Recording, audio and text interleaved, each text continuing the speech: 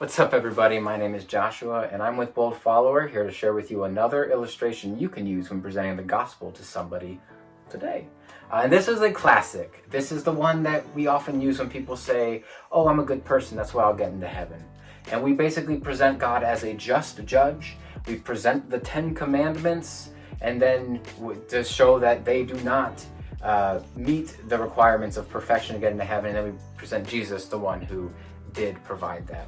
So first you set the stage, you explain that in the same way there's like a courtroom setting, God is also a judge. He's many things, but one of the things is a judge.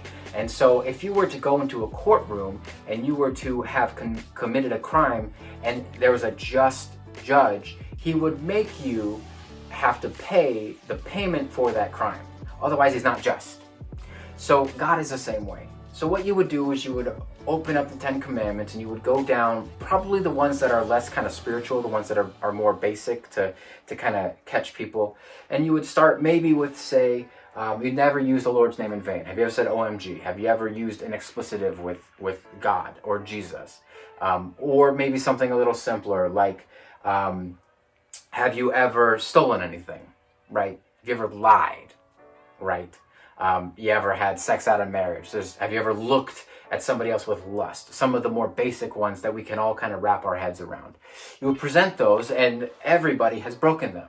So you are a liar, a thief, you are a fornicator, you are, right? So you could go down a list and say, well, based off what you said, not what I'm saying, what you said, you are guilty. And the Bible says the wages of sin is death. So any of those sins, any sin, even the smallest one, the base level payment is death. So if there was a just judge, and God's a just judge, and you came in front of him and said, I am a lying, thieving person, just those two, you would still have to pay death. Well, the payment of death was actually paid for you.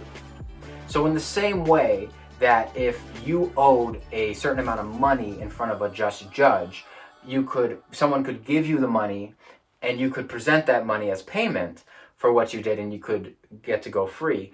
Jesus paid that payment of death for you so you don't have to.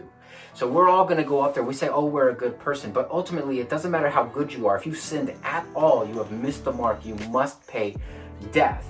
But luckily, all we have to do is accept what Jesus did, and we're able to take his payment of death on those things. It's a very basic, very common mode of evangelism, just presenting a couple of the 10 Commandments to somebody and how God is a just judge and how Jesus paid that ultimate price of that punishment that we deserve for breaking those laws in God's court.